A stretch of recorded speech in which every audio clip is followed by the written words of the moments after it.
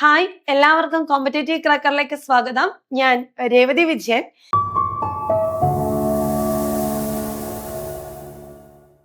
ഞാൻ ഇന്ന് നിങ്ങളുടെ മുമ്പിലേക്ക് വന്നിരിക്കുന്നത് ഒരുപാട് പേരുടെ വിഷമങ്ങളും ആശങ്കകൾക്കും ഒക്കെയുള്ള ഒരു ഉത്തരമായിട്ടാണ്.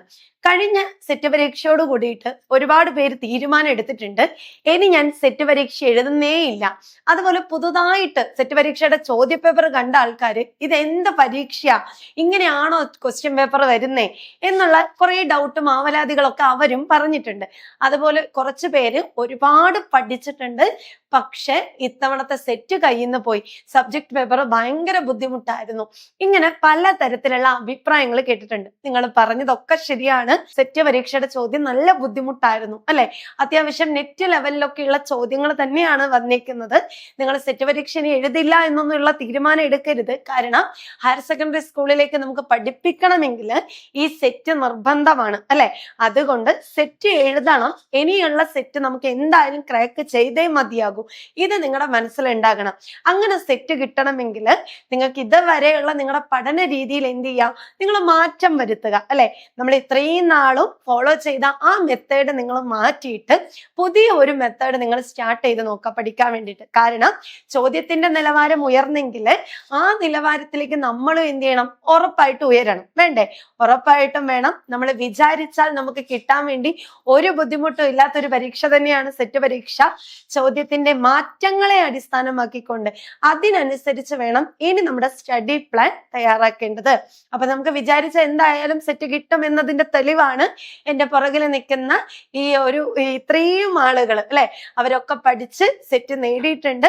അതുപോലെ തന്നെ ഇനി അടുത്ത സെറ്റ് നമുക്കുള്ളതാണ് എന്നുറപ്പിച്ചുകൊണ്ട് മലയാളത്തിൽ എന്തൊക്കെ കാര്യങ്ങൾ ശ്രദ്ധിക്കണം എന്നാണ് ഞാൻ ഇനി നിങ്ങളുടെ മുമ്പിൽ പറയാൻ പോകുന്നത്. അപ്പൊ നമ്മൾ ഇന്ന് ചർച്ച ചെയ്യുന്ന ടോപ്പിക് എന്താണെന്നറിയാവോ? മാറുന്ന പരീക്ഷാ രീതികളും ഇനി വരാൻ പോകുന്ന സെറ്റ് പരീക്ഷയ്ക്കുള്ള തയ്യാറെടുപ്പും. ഇതിലേക്ക് കടക്കുന്നതിന് മുമ്പ് സെറ്റ് പരീക്ഷ കഴിഞ്ഞ് നമ്മൾ എല്ലാവരും ഇനി എന്താ ചെയ്യേണ്ടത്, ഈ സെറ്റ് കിട്ടണമെങ്കിൽ ഇനി ഞാൻ എന്താ പഠിക്കേണ്ടത്, എവിടെന്നാ പഠിക്കേണ്ടത്, ഏത് കോച്ചിങ് ക്ലാസ്സിനാ ജോയിൻ ചെയ്യേണ്ടത്, ഇങ്ങനെ പല തരത്തിലുള്ള ഡൗട്ടുകളാണ് നിങ്ങളുടെ ഉള്ളിൽ ഉണ്ടാവുക. അങ്ങനെയാണെങ്കിൽ നിങ്ങൾ മനസ്സിലാക്കാം, നമ്മൾ ഒരിക്കലും ഒരു എഴുത്ത പരീക്ഷയ്ക്ക് വേണ്ടിയല്ല പോകുന്നത്. നമുക്ക് ഒരുപാട് സോഴ്സുകൾ ഉണ്ട് അല്ലെ? ഡാറ്റ ഒരുപാട് സ്ഥലത്ത് നിന്ന് നമുക്ക് കിട്ടും. മലയാളത്തെ സംബന്ധിച്ചിടത്തോളം ആണെങ്കിൽ പല തരത്തില് ഡാറ്റ കിട്ടുമെങ്കിലും അതൊന്നും നമുക്ക് വിശ്വസിക്കാൻ പറ്റില്ല. എന്തുകൊണ്ടാ? മലയാളത്തിന് കൃത്യമായിട്ടുള്ള ഗൈഡുകളെ ഒന്നും നമുക്ക് വിശ്വസിക്കാൻ പറ്റില്ല. അതായത് സാഹിത്യ ചരിത്രങ്ങൾ തന്നെ നമ്മൾ വായിക്കണം. എന്നാൽ ഈ സാഹിത്യ ചരിത്രം വായിച്ച് മനസ്സിലാക്കി പഠിച്ച് എക്സാം എഴുതുക എന്ന് പറയുന്നതും വളരെ ബുദ്ധിമുട്ടുള്ള ഒരു കാര്യമല്ലേ?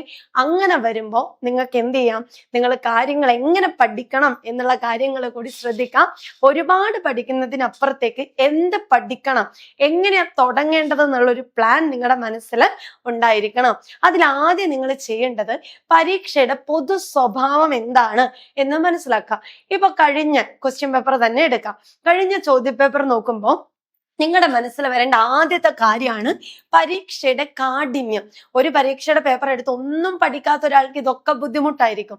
അതേ സമയത്ത് നമ്മൾ കുറെ പഠിച്ചിട്ട് പോയ ആൾക്കാർക്കാണെങ്കിൽ പെട്ടെന്ന് മനസ്സിലാക്കാൻ പറ്റും. ഇനി അഥവാ അതും അല്ലെങ്കിൽ നിങ്ങൾ ചെയ്യേണ്ട ഒരു കാര്യം, നിങ്ങൾ സെറ്റ് മലയാളത്തിന്റെ പേപ്പർ എടുക്കാം.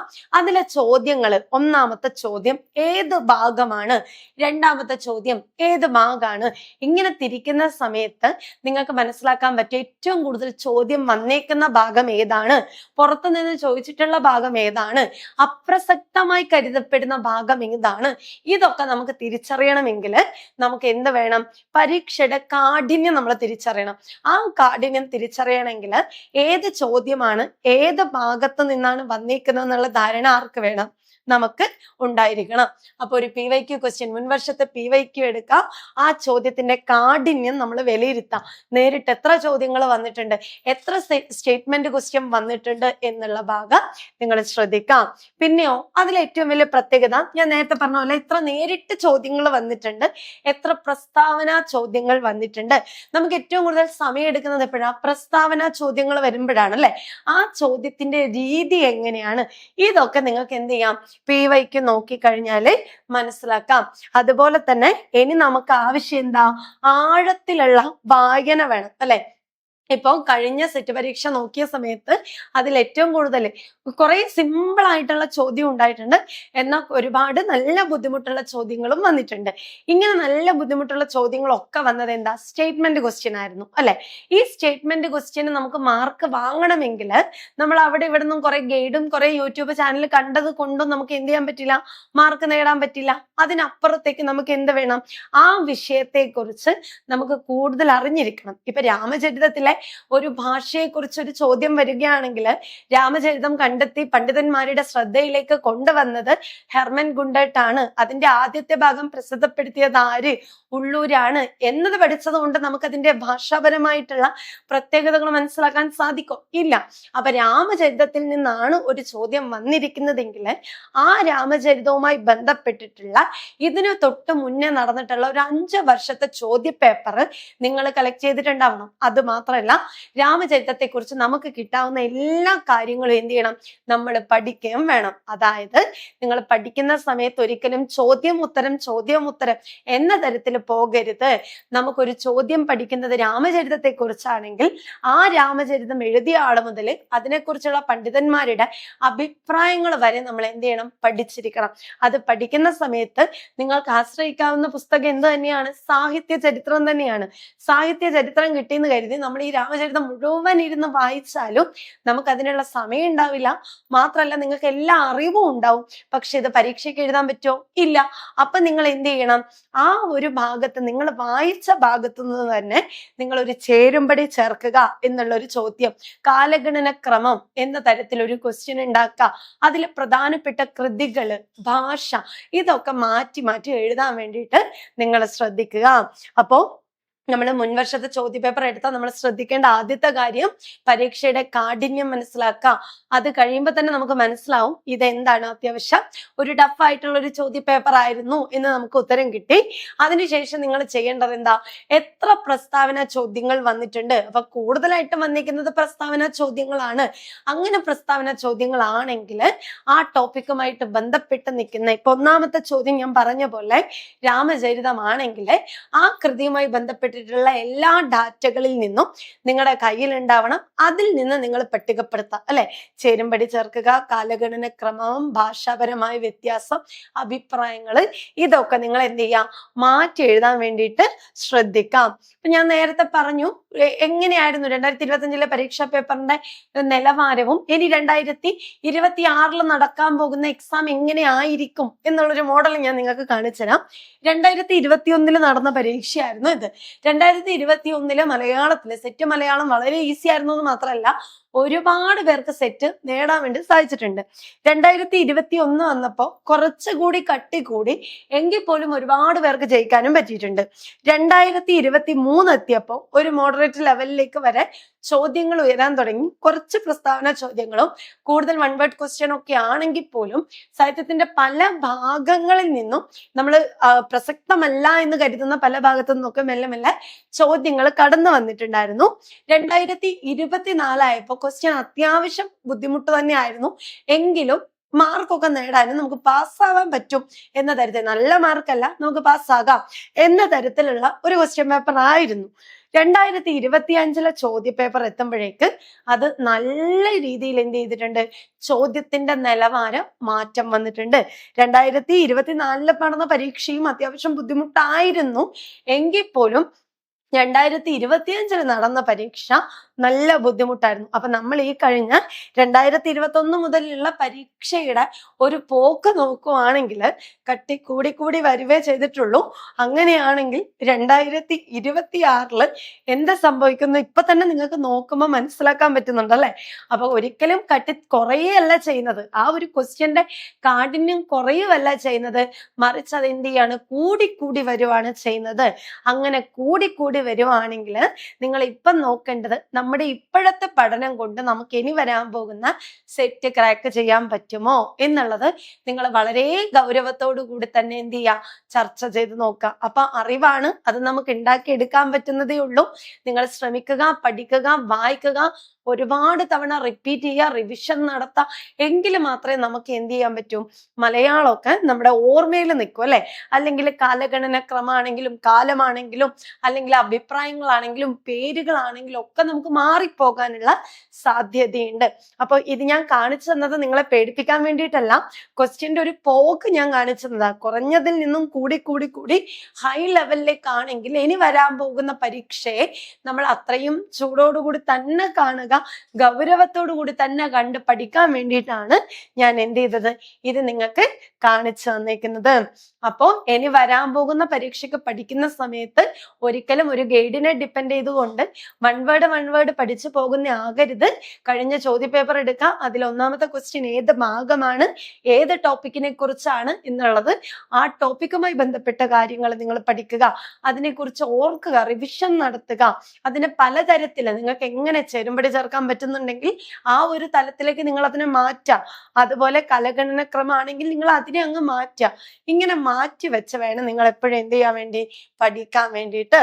ഇനി അതുപോലെ നമുക്ക് ഒഴിച്ചുകൂടാൻ പറ്റാത്ത, എളുപ്പത്തില് എങ്ങനെ പോയാലും നമുക്ക് മാർക്ക് നേടാം എന്ന് പറയുന്ന ചില ഭാഗങ്ങളുണ്ട് അല്ലെ. ഇപ്പൊ സാഹിത്യം എവിടെ നിന്ന് വേണേലും ചോദിക്കാം, പക്ഷെ നമ്മുടെ ഭാഷാശാസ്ത്രം അതുപോലെ വ്യാകരണം, ഈ രണ്ട് ഭാഗങ്ങൾ നിങ്ങൾ പഠിച്ചു വെച്ചിട്ടുണ്ടെങ്കിൽ അത് നിങ്ങൾ ഒരിക്കലും ഇനി മറക്കാൻ പോകുന്നില്ല അല്ലെ. കേരള വണ്യത്തിലെ സൂത്രങ്ങളൊക്കെയാണ് നിങ്ങളെങ്കിൽ അത് നിങ്ങൾ അങ്ങ് പഠിക്കുക, കാരികയൊക്കെ പഠിച്ചു വെക്കുവാണെങ്കിൽ നമുക്കത് എല്ലാ കാലത്തും പ്രയോഗത്തിൽ വരും. ഇവിടെ നോക്കിയേ, കേരള വണ്യത്തിലെ പീഠിക ഭാഗത്ത് നിന്ന് സന്ധി ചോദിച്ചിട്ടുണ്ട്, സമാസം ചോദിച്ചിട്ടുണ്ട്, അതുപോലെ തന്നെ കാരികകൾ നൽകിക്കൊണ്ട് അവയുടെ അർത്ഥം അല്ലെങ്കിൽ ഉദാഹരണമോ കണ്ടെത്താനുള്ള ചോദ്യം ചോദിച്ചിട്ടുണ്ട്. ദ്രാവിഡ ഭാഷാ കുടുംബത്തിന്റെ സവിശേഷതകളും കഴിഞ്ഞ എക്സാമിന് ചോദിച്ചിട്ടുണ്ട്. അപ്പൊ കേവലം സന്ധി നിർണയിക്കുക അല്ലെങ്കിൽ താഴെ തന്നിരിക്കുന്നവയിൽ കൂട്ടത്തിൽ പെടാത്തത് ഏത്, സമാസം നിർണയിക്കുക, ആ ഒരു കാലമൊക്കെ പോയി അല്ലെ. ഇപ്പോ സന്ധിയുടെ തന്നെ കാരികയോ അല്ലെങ്കിൽ അതിന്റെ ഒരു നിർവചനമോ തന്നിട്ട് കൂടുതലായിട്ട് അതിനെ കണ്ടുപിടിക്കാനോ അല്ലെങ്കിൽ അതുമായിട്ട് ബന്ധപ്പെടുത്തിയുള്ള പ്രസ്താവന ചോദ്യങ്ങൾ നമുക്ക് എവിടെ വരാൻ തുടങ്ങി, സെറ്റിന്റെ ചോദ്യപേപ്പറിൽ വരാൻ തുടങ്ങിയിട്ടുണ്ട്. അപ്പൊ വളരെ ഡീപ്പായിട്ട് നോക്കേണ്ട ഒരു ഭാഗമാണ്. ഒരുപാട് ചോദ്യങ്ങൾ ഈ ഒരു ഭാഗത്ത് നിന്ന് വന്നിട്ടുണ്ട്. ഇനി അതുപോലെ സാഹിത്യ ചരിത്രത്തെ കുറിച്ച് പറയുകയാണെങ്കിൽ നോക്കിയേ, സാഹിത്യ ചരിത്രം പ്രാചീന കാലത്തെക്കുറിച്ചും മധ്യകാലത്തെക്കുറിച്ചും അറിഞ്ഞിരിക്കണം. എല്ലാ വർഷവും ഈ പാട്ട് മണിപ്രവാള പ്രസ്ഥാനത്ത് നിന്ന് എന്തായാലും ഒരു 8 ചോദ്യങ്ങളോളം നമുക്ക് കാണാൻ പറ്റാറുണ്ട്. 8 ചോദ്യങ്ങൾ. അതിൽ കഴിഞ്ഞ ചോദ്യ പേപ്പറിനകത്തും 8 ക്വസ്റ്റ്യൻസ് വന്നിട്ടുണ്ട്, അതിൽ മാറ്റൊന്നുമില്ല. രാമചരിതവും കൃഷ്ണഗാഥയും പിന്നെ വരികളൊക്കെ തന്ന് ചോദിച്ചിട്ടുണ്ട്. കഥകളി എന്ന ചോദ്യങ്ങൾ വരാറുണ്ട്. ആട്ടക്കഥയുടെ പ്രമേയത്തെക്കുറിച്ച് ചോദ്യങ്ങൾ വന്നിട്ടുണ്ട്. ഇതൊക്കെ നമുക്ക് സിമ്പിൾ ആയിട്ട് തോന്നാമെങ്കിൽ പോലും ചോദ്യം വന്നേക്കുന്നത് എന്താ, ഒരു സ്റ്റേറ്റ്മെന്റ് ലെവലാണ് അല്ലെ. അപ്പൊ നമുക്ക് അതാണോ ഇതാണോ എന്നുള്ള കൺഫ്യൂഷൻ നമുക്ക് കൂടുതലായിട്ട് വരാറുണ്ട്. പിന്നെ ആധുനിക സാഹിത്യത്തിൽ നിന്ന് കവിതയും നോവലും, കവിത ആധുനിക കവിത്രത്തിന് ശേഷം വന്ന ഭാവുകത്വ പരിണാമം, അതുപോലെ ഉത്തരാധുനിക എഴുത്തുകാര്, പിന്നെ നമ്മുടെ നോവലിലേക്ക് പറയുമ്പോൾ ഖസാക്കിന്റെ ഇതിഹാസം, ഒ വി വിജയന്റെ കൃതികളുടെ സവിശേഷതകളായിക്കോട്ടെ, പിന്നെ ആടുജീവിതം, കഥാപാത്രങ്ങള്, പുതിയ കാല എഴുത്തുകാര്, അവരുടെ കൃതികള്, സൈബർ കൃതികള്, ഇതൊക്കെ എന്ത് ചെയ്തിട്ടുണ്ട്, ചോദ്യപേപ്പറിൽ നമുക്ക് കാണാൻ പറ്റും. പിന്നെ എനിക്ക് തോന്നിയിരിക്കുന്നത് കഴിഞ്ഞ ചോദ്യപേപ്പറിൽ കൂടുതലും പൗരസ്ത്യ സാഹിത്യ സിദ്ധാന്തവും അതുപോലെ തന്നെ പാശ്ചാത്യ സാഹിത്യ സിദ്ധാന്തത്തിൽ നിന്നൊക്കെ ഒരുപാട് ചോദ്യങ്ങൾ വന്നിട്ടുണ്ട്. പാശ്ചാത്യ സാഹിത്യ സിദ്ധാന്തങ്ങളായിട്ടുള്ള ഘടനാവാദം, സ്ട്രക്ചറലിസം, പോസ്റ്റ് മോഡേണിസം എന്നിവ മലയാള നിരൂപണത്തിൽ വരുത്തിയ മാറ്റങ്ങളെ ആയിരുന്നു സ്റ്റേറ്റ്മെന്റ് ചോദിച്ചത്. Kuttikrishnan Marari, M B Paul തുടങ്ങിയവരുടെ നിരൂപണ ശൈലികളിൽ നിന്ന് ചോദ്യങ്ങൾ വന്നിട്ടുണ്ട്. അപ്പൊ ഞാൻ ഇത്രയും പറഞ്ഞേക്കുന്നത് എല്ലാ ഭാഗവും ഉൾപ്പെടുത്തിയിട്ടല്ല. അതുപോലെ ഒരുപാട് ഒരുപാട് ചോദ്യങ്ങൾ സംസ്കാര പഠനത്തിൽ നിന്നൊക്കെ ക്വസ്റ്റ്യൻസ് വന്നിട്ടുണ്ട്. പക്ഷെ ഏറ്റവും കൂടുതൽ ചോദ്യങ്ങൾ നമുക്ക് കാണാൻ വേണ്ടി പറ്റുന്നത് പൗരസ്ത്യ സാഹിത്യ സിദ്ധാന്തം, പാശ്ചാത്യ സാഹിത്യ സിദ്ധാന്തം, ഭാഷാശാസ്ത്രം, അതുപോലെ വ്യാകരണത്തിൽ നിന്ന്, പിന്നെ നമ്മുടെ കവിത, ആധുനിക കവിതകള്, പ്രാചീന കവിത, ഉത്തരാധുനിക കവിത, ഉത്തരാധുനിക നോവലുകൾ. ഇത് ഞാൻ എടുത്തു പറയാനുള്ള കാരണം ഇത് ഇതുവരെ കണ്ട ശൈലികളിൽ നിന്നും വളരെ വ്യത്യസ്തമായിരുന്നു കഴിഞ്ഞ സെറ്റ് പരീക്ഷയുടെ ചോദ്യം, അല്ലെ? അല്ലെങ്കിൽ ഒരു നോവൽ തന്നിട്ട് ഇത് ആരുടെയാണ് എന്ന ചോദ്യങ്ങൾ വരുന്നയിടത്ത് കഴിഞ്ഞ തവണയും അത്തരത്തിലുള്ള ചോദ്യങ്ങളുണ്ട്. എങ്കിൽ പോലും അവിടെയും ഭാവുകത്വ പരിണാമം സംഭവിച്ചതുമായിട്ട് ബന്ധപ്പെട്ടിട്ടുള്ള ഒരു സ്റ്റേറ്റ്മെന്റ് ചോദ്യങ്ങൾ നമുക്ക് ഈ ഒരു ഭാഗത്ത് കൂടുതലായിട്ട് കാണാൻ പറ്റും. അപ്പൊ അങ്ങനെ സ്റ്റേറ്റ്മെന്റ് ക്വസ്റ്റ്യൻ ഉത്തരം എഴുതണമെങ്കിൽ നമ്മുടെ മനസ്സിൽ തന്നെ ഒരു പ്ലാൻ ഉണ്ടായിരിക്കണം, അല്ലെ? ഈ പ്ലാൻ എങ്ങനെയാണ് ഉണ്ടാവുന്നത്? നിങ്ങളുടെ സിലബസിനകത്ത് ഓരോന്നും സിലബസ് കൃത്യമായിട്ട് ഒരു ദിവസമെങ്കിലും ഇരുന്ന് വായിക്കുക എന്ന് പറയുന്നത് എന്തുകൊണ്ടാണെന്നറിയാവോ? അവിടെ കൃത്യമായിട്ട് അതിന്റെ ഘട്ടങ്ങളുണ്ട്. ഇപ്പൊ കവിതാ സാഹിത്യം ആണെങ്കിൽ നിങ്ങളുടെ സിലബസിനകത്ത് തന്നെ ആദ്യത്തെ കാലഘട്ടം മുതൽ ഉത്തരാധുനിക എഴുത്തുകാരെ വരെ കൊടുത്തിട്ടുണ്ട്. ചെറുകഥ ആയിക്കോട്ടെ, നോവൽ ആയിക്കോട്ടെ, നാടകമായിക്കോട്ടെ, 1-ാം ഘട്ടം, 2-ാം ഘട്ടം, 3-ാം ഘട്ടം എന്ന് പറഞ്ഞു കൊടുക്കുമ്പോൾ ഇവരുടെ വളർച്ചയും ഈ കാലഘട്ടത്തിനനുസരിച്ച് സാഹിത്യത്തിൽ വന്ന മാറ്റവും ഭാഷയ്ക്കകത്ത് വന്ന മാറ്റവും ആർക്ക് മനസ്സിലാക്കാൻ പറ്റും? നമുക്ക് മനസ്സിലാക്കാൻ പറ്റും. അതുകൊണ്ടാണ് നിങ്ങളോട് എന്ത് ചെയ്യുന്നത്? ഇത് വായിക്കാൻ വേണ്ടിയിട്ട് പറയുന്നത്. ഇനി ശ്രദ്ധിക്കുന്നത് എന്താന്ന് നോക്കിയേ, വരാനിരിക്കുന്ന പരീക്ഷയ്ക്ക് എങ്ങനെ ഒരുങ്ങണം? അതിനാദ്യം ചെയ്യേണ്ട എന്താ? സിലബസ് ഓരോ യൂണിറ്റും ആഴത്തിൽ വായിക്കുക. ഡെയിലി എന്ത് ചെയ്യണം? നിങ്ങൾ റീഡ് ചെയ്യുക. ഡെയിലി റീഡ് ചെയ്യുക എന്ന് പറഞ്ഞാല് ഇപ്പൊ നിങ്ങളുടെ മുമ്പിൽ കുറച്ച് സമയമുണ്ട്, അല്ലെ? ഇന്ന് തന്നെ നിങ്ങൾ പഠിച്ചു തുടങ്ങുക. പഠിക്കുന്ന സമയത്ത് നിങ്ങളുടെ സിലബസിലെ ആദ്യത്തെ ഭാഗം എടുക്കുക. നിങ്ങൾ ആ ഭാഗം നിങ്ങൾ എന്ത് ചെയ്യുക? ആദ്യം വായിച്ച് പഠിക്കുക. 1-ാം ഘട്ടത്തിൽ ഇതാണ്, 2 ഇതാണ്, 3 ഇതാണ്. ഇതിനെ ആശ്രയിച്ച് നിങ്ങൾ എന്ത് ചെയ്യുക? സാഹിത്യ ചരിത്രങ്ങൾ വായിച്ചു തുടങ്ങുക. ഓരോ യൂണിറ്റിന്റെയും ആഴത്തിൽ തന്നെ എന്താണോ നമുക്ക് പഠിക്കാനുള്ളത് അതൊക്കെ നമുക്ക് കിട്ടണം. ആ കിട്ടുന്നതിൽ നിന്ന് നിങ്ങൾ എന്ത് ചെയ്യുക? ഞാൻ നേരത്തെ പറഞ്ഞതുപോലെ മാക്സിമം ചോദ്യങ്ങൾ ഉണ്ടാക്കാൻ വേണ്ടി ശ്രമിക്കുക. അതാണ് ഞാൻ പറഞ്ഞത്. സ്വന്തമായിട്ടുള്ള പോയിന്റുകൾ എഴുതി പഠിക്കുക. വെറുതെ പോയിന്റ് എഴുതി വെക്കുന്നതിന് പകരം ചേരുംപടി ചേർക്കാനുള്ള ഒരു നോട്ട് ഉണ്ടാവണം. അതുപോലെ കലഗണന ക്രമം ഉണ്ടാവണം. ഓരോ ഭാഷയും അല്ലെങ്കിൽ അതിനെക്കുറിച്ചുള്ള അവരുടെ മറ്റുള്ള ആളുകളുടെ പണ്ഡിതന്മാരുടെ അഭിപ്രായങ്ങൾ ഉണ്ടാവണം. പിന്നെ നിങ്ങൾ ചെയ്യേണ്ടത് PYQ അനാലിസിസ് ആണ്. അതായത് കഴിഞ്ഞ ചോദ്യപേപ്പർ എന്ത് ചെയ്യുക? നിങ്ങൾ വർക്കൗട്ട് ചെയ്യുക. ആ ചോദ്യപേപ്പർ തന്നെ നിങ്ങൾ എന്ത് ചെയ്യുക? വർക്കൗട്ട് ചെയ്യുമ്പോൾ നിങ്ങൾക്ക് നല്ല രീതിയിൽ മനസ്സിലാക്കാൻ പറ്റും എന്തൊക്കെ മാറണം. എങ്ങനെ വർക്കൗട്ട് ചെയ്യും എന്ന് കൂടി ശ്രദ്ധിക്കാം. 1-ാമത്തെ ചോദ്യം പഠിക്കുന്നത് ഇപ്പൊ നമ്മൾ പഠിച്ച 1-ാം ചോദ്യം രാമചരിതമാണെങ്കിൽ അതിലുള്ള KM ജോർജ് ആയിക്കോട്ടെ, ഇനി ഉള്ളൂർ ആയിക്കോട്ടെ, ഓപ്ഷനകത്ത് ആരാണോ അവരെ കുറിച്ച് കൂടി നിങ്ങൾ പഠിക്കാൻ ശ്രദ്ധിക്കുക. അല്ലാതെ ചോദ്യം ഉത്തരം നോക്കി പോകാതെ 4 ഓപ്ഷനുകളും ആ ചോദ്യവുമായിട്ട് എന്തെങ്കിലും ഒരു ബന്ധം ഉണ്ടാവും. ഈ ബന്ധം എന്താണ് എന്ന് നിങ്ങൾ എന്ത് ചെയ്യുക? കണ്ടുപിടിക്കാം. അപ്പൊ 2026 പേപ്പർ വർക്കൗട്ട് ചെയ്യുക. പിന്നെ നമ്മൾ കറണ്ട് അഫയേഴ്സ്, പുതിയ കാലങ്ങള്, അല്ലെ? ഓരോ പ്രാവശ്യം അപ്ഡേറ്റ് ആയിക്കൊണ്ടിരിക്കല്ലേ. അതുകൊണ്ട് തന്നെ പുതിയ കാലകൃതികള്, പുരസ്കാരങ്ങള്, ഇതിനെ കുറിച്ച് കൂടി നിങ്ങളുടെ ഉള്ളില് വ്യക്തമായിട്ടുള്ള ധാരണ ഉണ്ടാവണം. അപ്പൊ വരാനിരിക്കുന്ന പരീക്ഷയ്ക്ക് നിങ്ങൾ ചെയ്യേണ്ട കാര്യം സിലബസിലെ ഓരോ യൂണിറ്റ് ആയിട്ട് ഓരോ ദിവസം നിങ്ങൾ വായിക്കാൻ തുടങ്ങുക.